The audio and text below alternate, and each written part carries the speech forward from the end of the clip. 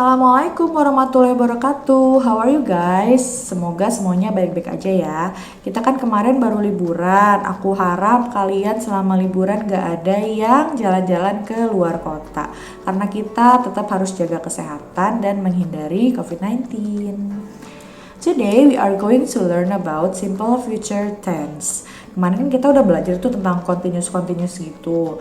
Kali ini sebenarnya kita akan belajar tentang future continuous tense, tapi kan kita belum pernah belajar dasarnya ya, yang simpelnya. Maka dari itu, sekarang kita belajar tentang yang simpelnya dulu. Kita mulai dari definisinya. Kita bisa lihat di sini di gambar. Di sini ada past, kemudian di sini ada present, kemudian di sini ada future. Simple future tense itu terjadinya di masa yang ini nih, yang sebelah sini. Nah, sini kan ada X-nya ya. Jadi dia tidak terjadi di past present dan tidak terjadi di past. Tapi terjadinya di setelah present. Di bawah sini juga ada definisinya.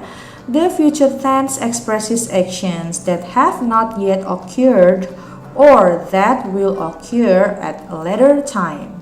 Jadi, future tense ini mengekspresikan aksi yang belum terjadi atau akan terjadi nanti. Jadi belum kejadian nih aksinya, makanya kita bilangnya the future tense. Future itu kan artinya masa depan ya. Kemudian untuk simple future tense itu memiliki dua pola, yaitu yang pertama adalah will or shall, tapi kita akan lebih sering memakai yang will daripada yang shall. Kemudian pola yang kedua adalah be going to. Kita bisa lihat di sini ada perbedaan antara will or shall dan be going to. Kalau will or shall adalah a decision at the moment of speaking, sedangkan be going to a decision before the moment of speaking. Jadi kalau will atau shall ini keputusan yang dibuat secara spontan ketika kita sedang berbicara. Tapi kalau yang be going to, keputusan yang sudah direncanakan sebelumnya.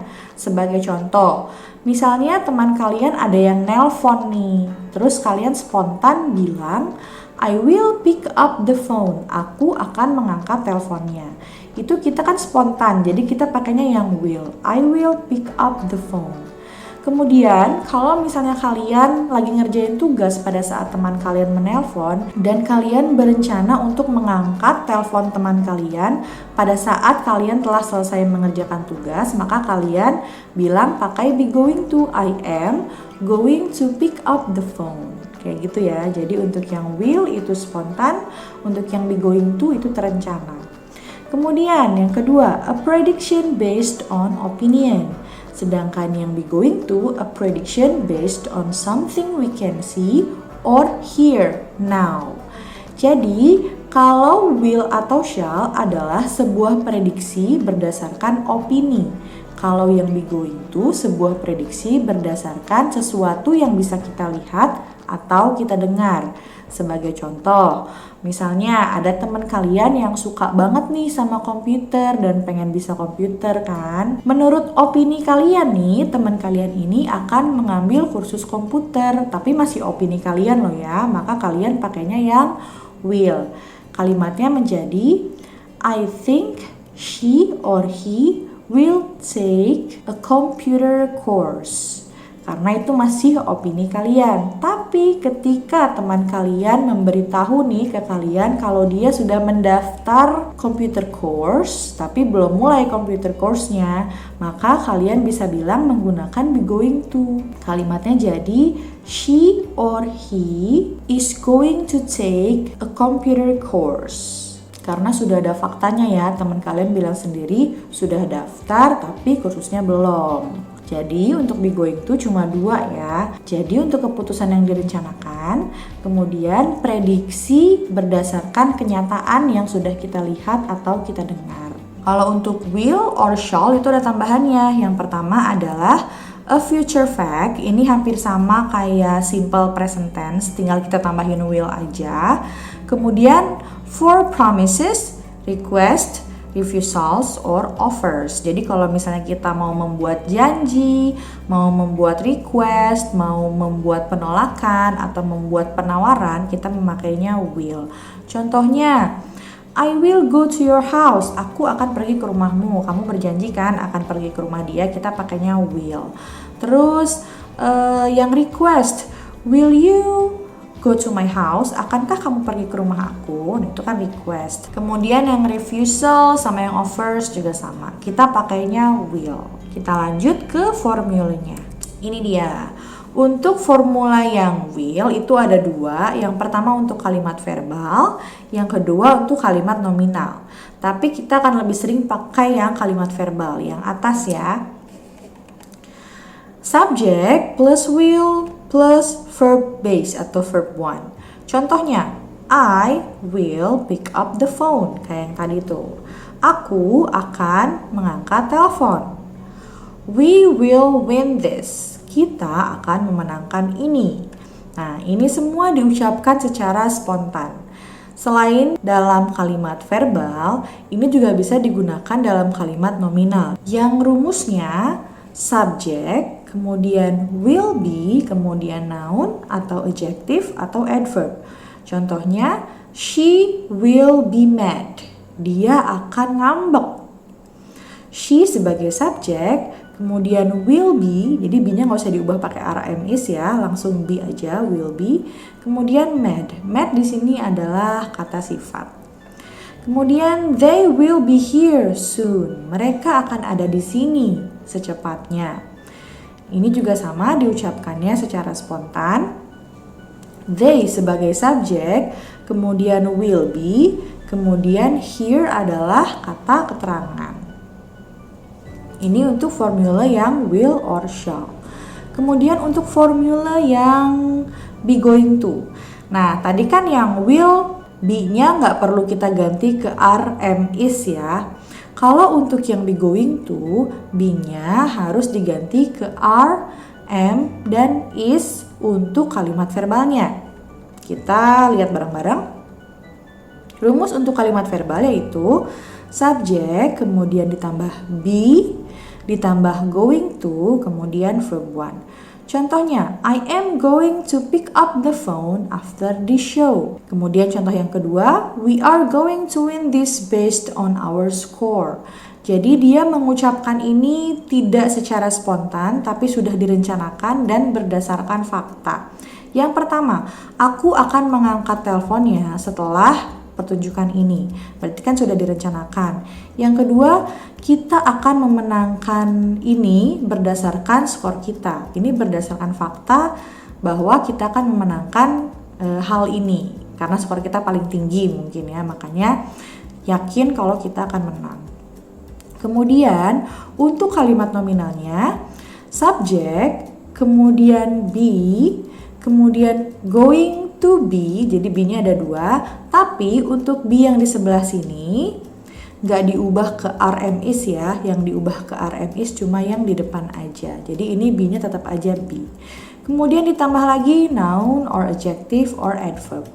Contohnya, yang pertama, she is going to be mad because you're too late.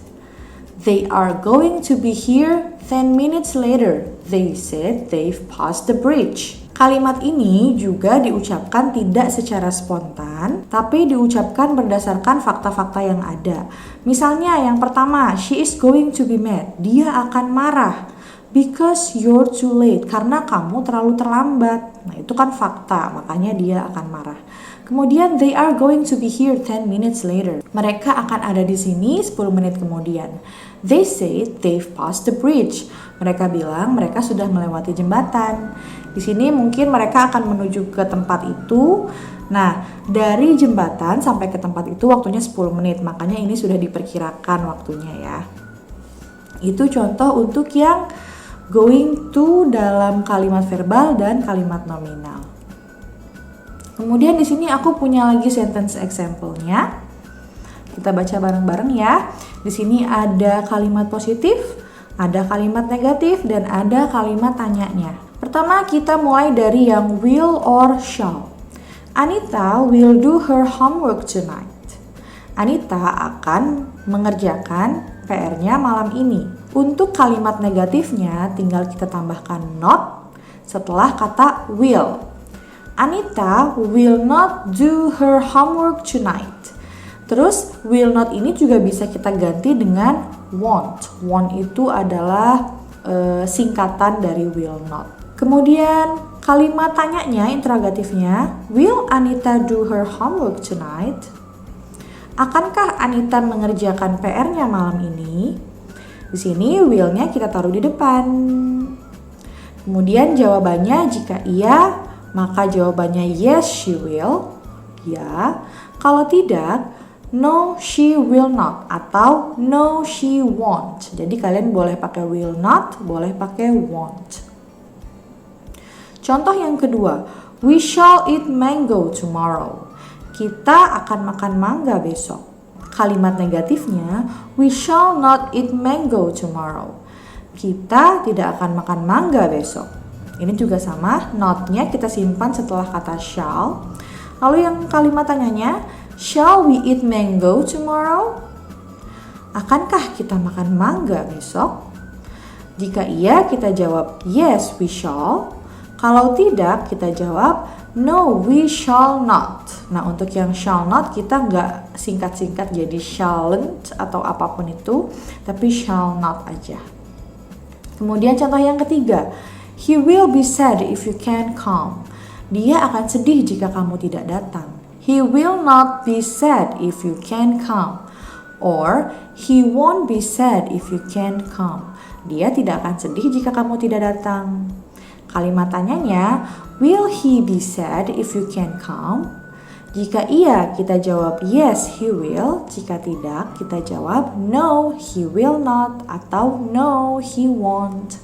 Itu tadi untuk contoh yang will or shall dalam bentuk kalimat verbal dan kalimat nominal. Sekarang contoh untuk yang be going to. Yang pertama, Mother is going to visit her friend next month. Ini berarti sudah direncanakan ya, akan mengunjungi temannya bulan depan. Makanya pakainya going to. Kalau untuk kalimat negatifnya, Mother is not going to visit her friend next month. Tinggal kita tambahkan not setelah kata is. Untuk kalimat tanyanya, is Mother going to visit her friend next month? Jadi is-nya kita taruh di depan, kemudian subjeknya baru going to. Jika iya jawabnya yes she is, jika tidak jawabannya no she is not atau no she isn't. Kemudian contoh yang kedua, they are going to go by plane. Ini diucapkan sudah terencana, misalnya mereka sudah memesan tiket pesawat, maka dari itu kita bilangnya pakai yang going to. Kemudian yang kalimat negatifnya, they are not going to go by plane, ya kan? Setelah are baru kita tulis not-nya. Kemudian kalimat tanyanya, are they going to go by plane? Jika iya jawabannya yes they are, kalau tidak jawabannya no they are not atau no they aren't. Lalu contoh yang ketiga, your mother is going to be proud of you when you tell her your math score. Ibumu akan bangga padamu ketika kamu memberitahunya skor matematika kamu. Jadi di sini misalnya skor matematika kamu itu sempurna gitu ya. Nah, ketika kamu memberitahu kepada ibu kamu pasti bakal bangga tuh ibu kamu. Makanya kita pakainya yang going to. Kemudian kalau mau kita ubah jadi kalimat negatif, your mother isn't going to be proud of you when you tell her your math score. Ibumu tidak akan bangga padamu ketika kamu memberitahu tentang skor matematika kamu. Berarti di sini skor matematikanya kurang ya. Kemudian yang kalimat tanyanya sama seperti yang tadi. Jadi is-nya dulu yang kita tulis, baru subjeknya, baru going to. Is your mother going to be proud of you when you tell her your math score? Kalau iya jawabnya yes she is. Kalau tidak jawabannya no she is not atau no she isn't. Jadi untuk jawabannya itu tergantung pertanyaannya ya. Kalau pertanyaannya is berarti jawabannya is. Kalau pertanyaannya are kayak yang ini, maka kita jawabnya are gitu. Okay, I think that's all for simple future tense. Next lessons we are going to learn about future continuous tense. See you on the next videos and bye-bye.